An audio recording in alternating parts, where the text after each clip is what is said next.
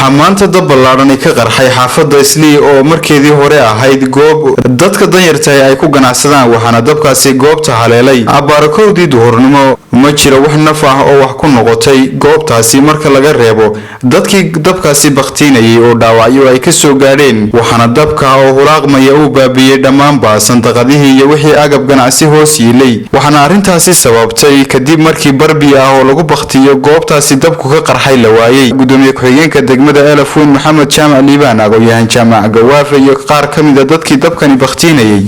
oo Bulsha TV wax ka weydiisay sababta dabkani dhalisay waxa ay sheegeen saacadihii dadku ay Soomaaliyeed oo ahayd maalintii afraad dadka ay Soomaaliyeed waa la hurday koodii iyo barkii xilli ahayd ayaa dab ka kacay goob ka mid ah goobahan ay doodii xanuuntii hore haddeerna ahaan jirtay doodii hoose oo ah dhul dad masaakiin ah markii hore si voluntary loo siiyay waxay la baxday magac leedo Islii horumarkay halkii ka gaadhay markii dambe waxaan leenahay alxamdulillah mar haddii aan maanta naf bili aadmi iyo cid nafle bili aadmi aan wax ku gaarin maanta dab baa qabsaday xaafada ka mid ah xaafadaha Elafweyn xaafadaas oo la Islii oo badanaaba ay degan yihiin dadka danyarta ah ee ganacsatada ah yaryar ah ee caruurta u shaqaysanaya ee dumarka iyo xaawalada yaryar ah ayaa gubatay dhowr saacadoodna waa la daminayay welina waa gubanaysaa haddii loo heli lahaa sidii maxay tahay dabdamis gaari dabdamis waa almiino yani magaalada jooga ama wareegaba oo marba yani gobolka jooga haddii la yiraahdo waxaas ma dhaceen markiiba waa la damin lahaa ama se ay jiraan dad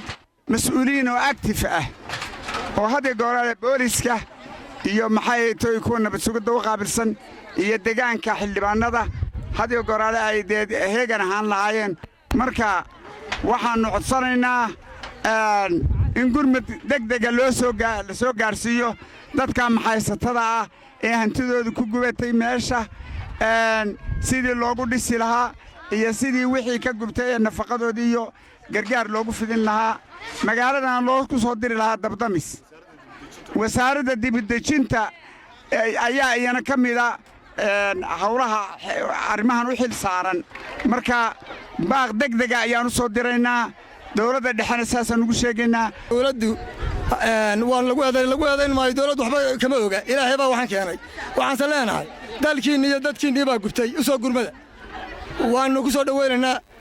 wixii islaamba culimmada awlaadiinka dadweynaha shacabka reer Elafweyn Soomaaliland gobolka Sanaag intaba qaadaan u diranaa waxaan leenahay dadka arkaysaan waxba uma hadhin gawaan bay jooga caawa waxna uma baxsan u soo gurmada waxaan leenahay inay si degdeg ah xukuumadda uu hogaaminayo Axmed Maxamed Siraan ka yahay inay si degdeg ah baan ugu baaqaynaa hawlaha wax uga qabato yahay maamulka magaalada ka jira waxay ka qayb qaateen ma jiro wadayaal bay ka ahayd timkii halka ka dhacay waxaanu leenahay hadaanay dawladda iyo maamulka waxba ka qaban karin waxyaabaha noocaas ah kuwa dhaamaan noo imanaya Cabdiraxmaan Ismaaciil Saciid Bulsha TV Elafweyn